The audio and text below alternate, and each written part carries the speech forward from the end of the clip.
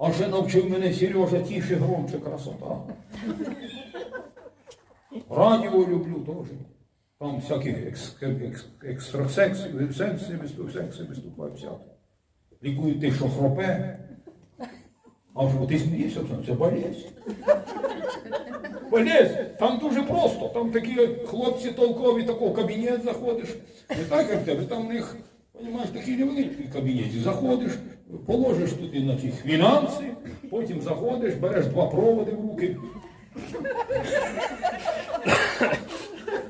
Він рубильника включає, і ти вже ніколи в житті не храпеш.